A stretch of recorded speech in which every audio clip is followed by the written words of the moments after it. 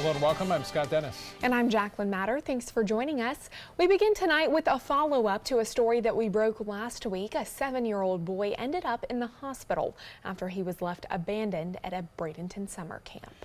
Well, after our story aired, we heard from several other parents with similar stories, all claiming their children were mistreated at the same camp. ABC 7's Jess Dowdrick is live at GT Bray Park in Bradenton, where that summer camp is held, after talking with one mother who is pleading now for that camp to be closed. Jess? That's right, Jacqueline and Scott. After our story aired last Friday about 7-year-old Carter that was found on this playground by a complete stranger while he was asleep, I received several calls and emails from about half a dozen parents who say their children went through similar incidents. This is just one woman's story. It was the first week of camp when 5-year-old Angelo came home and told his mom he was left on the playground. He had to approach a stranger to have them brought back.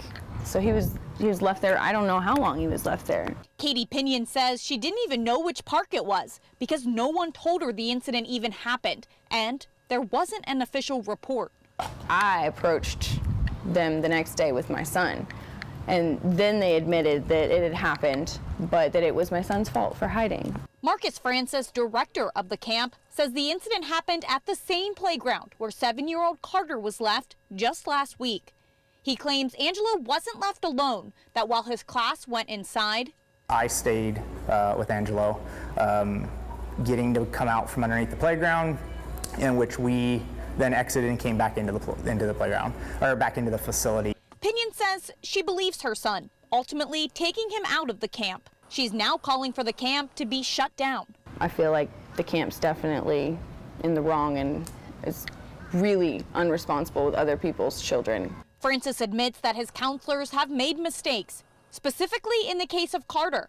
He says he's talked individually to every counselor about expectations and that they're now doing verbal roll calls. And then we're going even further and having discussions of maybe even looking at locking down the playground and making it so that it is another secured camp-only area. Right now, the ratio of children to counselors is 1 to 15. Then we are going to evaluate everything. We'll evaluate our staffing levels, anything that a parent has showed concern over. But that's not enough for some parents. I think that honestly, children could have been more hurt in these situations than what they are willing to admit. Francis says he sends his own kids to this camp and he does not believe that it should be shut down. He says he will prove to parents that these counselors can be trusted and that they will keep the kids safe. You'll hear, though, from yet another mother coming up tonight on ABC 7 at 7. For now, reporting live in Bradenton, Jess Dowdrick, ABC 7, your Suncoast News.